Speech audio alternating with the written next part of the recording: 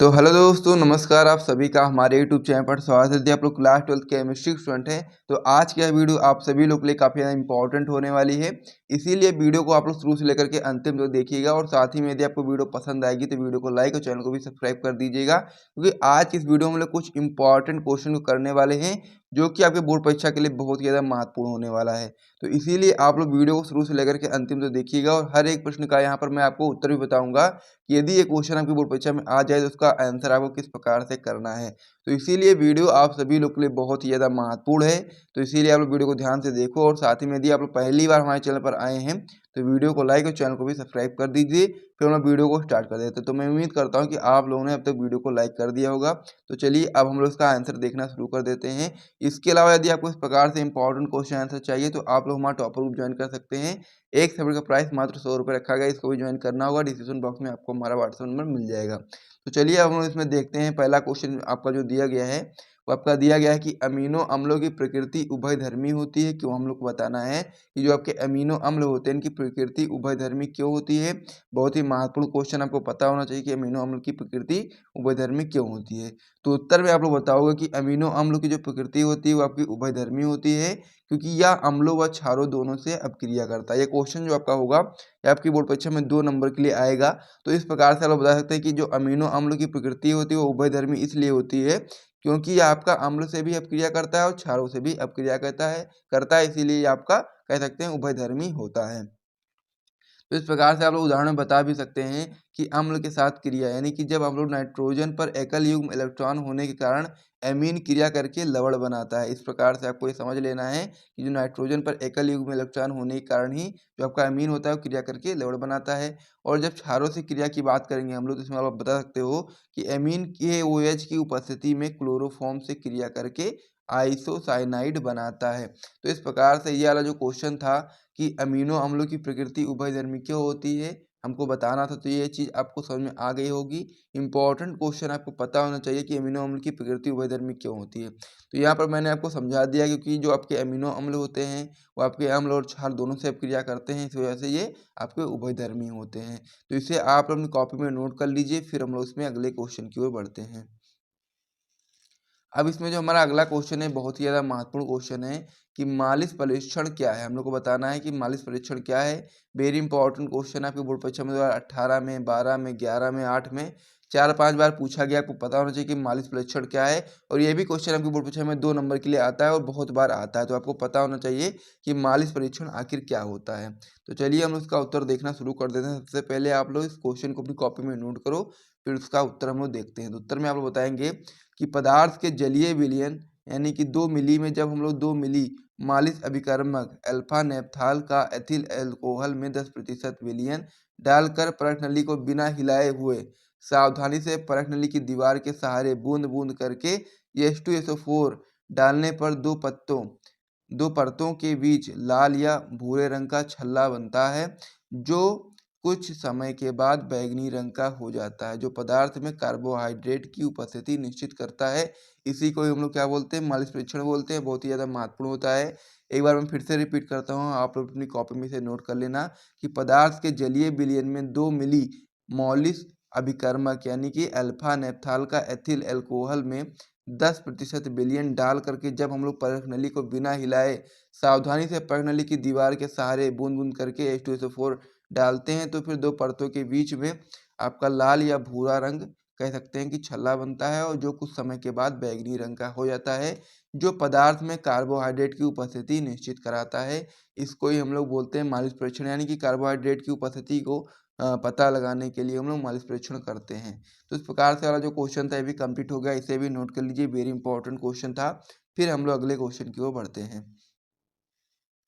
अब इसमें जो हमारा अगला क्वेश्चन हो जाता है आपका हो जाता है कि किस बैक्टीरिया की सहायता से पशु सेल्यूलोज को पचाते हैं। हम लोग को बताना क्या है, हम लोग को बताना है कि किस बैक्टीरिया कह सकते हैं किस बैक्टीरिया की सहायता से जो पशु होते हैं वो सेल्यूलोज को पचाते हैं। ये चीज़ हमको इसमें अब बताना है। तो चलिए हम उसको भी समझ लेते हैं।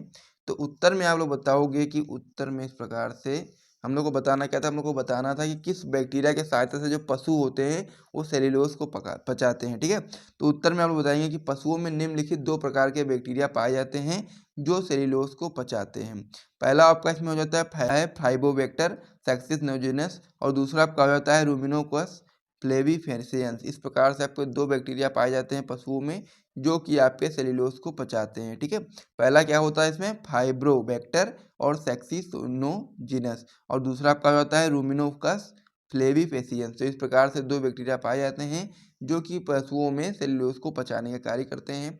अब ये सेल्यूलोज जो घास वगैरह पशु खाते हैं उसकी वजह से उनको होता है और उसी सेल्यूलोज को पचाने के लिए 2 बैक्टीरिया यहाँ पर होते हैं पशु में जो कि सेल्यूलोज को पूर्ण से पचा देते हैं। तो इस प्रकार से वाला जो क्वेश्चन था ये भी कंप्लीट हो गया, इसे भी नोट कर लीजिए, इंपॉर्टेंट क्वेश्चन ये भी था। तो इस पेज पर हम लोगों ने इतने प्रश्नों को किया है, इसे आप लोग अपनी कॉपी में जल्दी से नोट कर लीजिए और साथ ही में यदि आप लोगों ने भी तो वीडियो को लाइक नहीं किया है तो वीडियो को लाइक भी कर दीजिए, साथ में चैनल को भी सब्सक्राइब कर दीजिए। फिर हम लोग अगले पेज पे बढ़ते हैं और वहाँ पर हम लोग अब अगले पेज पर और भी महत्वपूर्ण प्रश्नों को देखने वाले हैं, तो इसीलिए आप लोग वीडियो को बिल्कुल भी स्किप मत करिएगा। तो चलो अब हम लोग अगले पेज पर बढ़ते हैं। अगले पेज पर जो हमारा अगला प्रश्न होने वाला आपका होने वाला है कि चालकत्व को परिभाषित कीजिए तथा चालकत्व एवं प्रतिरोध में संबंध बताइए। इंपॉर्टेंट क्वेश्चन ये भी आपका है, आपको पता होना चाहिए चालकत्व क्या होता है और साथ ही में चालकत्व एवं प्रतिरोध में जो संबंध होता है उसको भी हम लोग को पता होना चाहिए। तो चलो इसका उत्तर हम लोग देखना शुरू करते हैं। तो उत्तर में हम लोग बताएंगे कि किसी वैद्युत अपघट्य के जलीय विलयन में विद्युत धारा को प्रवाहित करने की जो क्षमता होती है उसका विद्युत अपघटनीय चालकत्व कहलाती है। बहुत ही सिंपल सी परिभाषा है कि किसी विद्युत अपघट्य के जलीय विलयन में विद्युत धारा को प्रवाहित करने की जो क्षमता होती है उसका वैद्युत कह सकते हैं वैद्युत अपघटनीय चालकत्व कहलाता है। इसे हम लोग सी से प्रदर्शित करते हैं और यह आपका चालक के प्रतिरोध आर के व्युत्क्रमानुपाती होता है। तो जैसा कि क्वेश्चन हमसे पूछा गया था कि चालकत्व को परिभाषित कीजिए, तो हम लोगों ने परिभाषा में बताया कि किसी वैद्युत अपघट्य के जलीय विलयन में विद्युत धारा को प्रवाहित करने की जो क्षमता होती है उसका वैद्युत अपघटनीय चालकत्व कहलाता है और इसे हम लोग सी से प्रदर्शित करते हैं। फिर क्वेश्चन में हमसे पूछा गया था कि चालकत्व एवं प्रतिरोध में संबंध बताइए। तो संबंध हमें आप लोग बताएंगे कि जो चालक होता है चालक के प्रतिरोध आर के व्युत्क्रमानुपाती होता है, यानी कि जो चालकत्व होता है वह कह सकते हैं कि प्रतिरोध के व्युत्क्रमानुपाती होता है, यानी कि सी बराबर 1/r। इस प्रकार से आपका ये हो जाता है। तो ये वाला जो क्वेश्चन था कि चालकत्व को परिभाषित कीजिए तथा चालकत्व एवं प्रतिरोध में संबंध स्थापित कीजिए या संबंध बताइए, तो वो मैंने आपको यहाँ पर समझा दिया है। और यहाँ तो यदि आपको वीडियो पसंद आए तो लाइक करिएगा और साथ ही में इस क्वेश्चन को नोट कर लीजिएगा, वेरी इंपॉर्टेंट क्वेश्चन है। फिर हम अगले पेज पे पढ़ेंगे और भी इंपॉर्टेंट क्वेश्चन को देखेंगे। अब इसमें हमारा अगला क्वेश्चन हो जाता है कि निर्दिष्ट के इलेक्ट्रोड विभव का समीकरण लिखिए और उसमें दिए गए संकेतों को स्पष्ट कीजिए। ये भी आपका वेरी इंपॉर्टेंट क्वेश्चन होता है। क्वेश्चन हो जाता है कि निर्दिष्ट के इलेक्ट्रोड विभव का समीकरण लिखिए और उसमें दिए गए संकेतों को स्पष्ट कीजिए। वेरी इंपॉर्टेंट क्वेश्चन आपका होता है 2006 में, 16 में, 17 में, 18 में, 22 में, यानी कि 5 बार पूछा गया। आपको पता होना चाहिए कि इलेक्ट्रोड विभव का समीकरण क्या होता है और साथ ही में दिए गए संकेतों को भी हम लोग को स्पष्ट करना है। तो चलो हम लोग इसका भी उत्तर देखना शुरू कर देते हैं। हम लोग को उत्तर में बताना है कि निर्दिष्ट के इलेक्ट्रोड विभव का समीकरण बताना है और साथ ही में उसके दिए गए संकेतों को स्पष्ट करना है।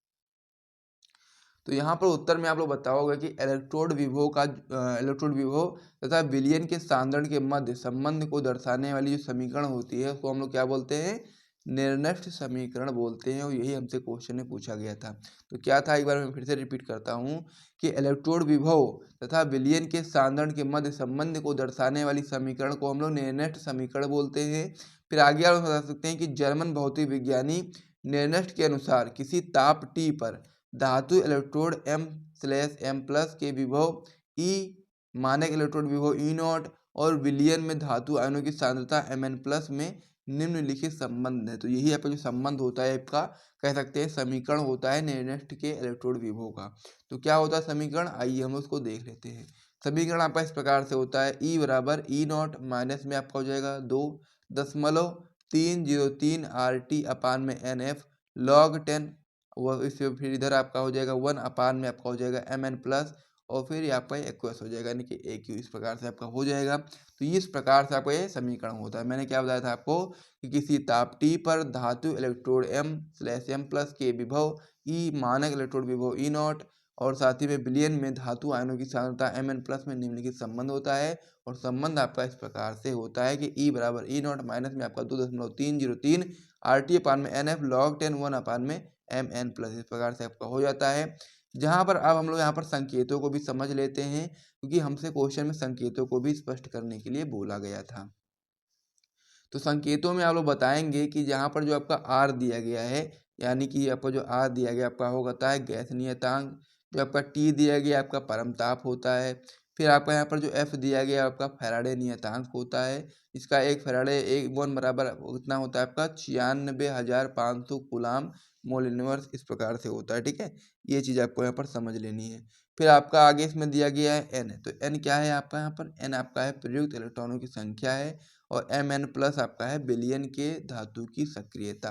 तो इस प्रकार से हम लोगों ने इस क्वेश्चन के अंतर्गत सबसे पहले जो आपका नेनेट के इलेक्ट्रोड विभव का समीकरण किस प्रकार से था उसको समझा, और फिर हम लोगों ने समीकरण के जो संकेत थे उसको भी आपको समझा दिया है। तो इस प्रकार से वाला जो क्वेश्चन था ये भी कंप्लीट हो गया है। और यहाँ से यदि आपको वीडियो पसंद आए तो वीडियो को लाइक और चैनल को सब्सक्राइब करिए, और फिर हम लोग वीडियो को समाप्त करेंगे, मिलेंगे नेक्स्ट वीडियो में साथ ही में, और फिर और भी महत्वपूर्ण प्रश्नों को लेकर के आएंगे। और साथ ही में यदि आपको वीडियो अच्छा लगा तो कुछ भी आप लोग कमेंट कर सकते हो। तो मिलते हैं नेक्स्ट वीडियो में, तब तक के लिए जय हिंद।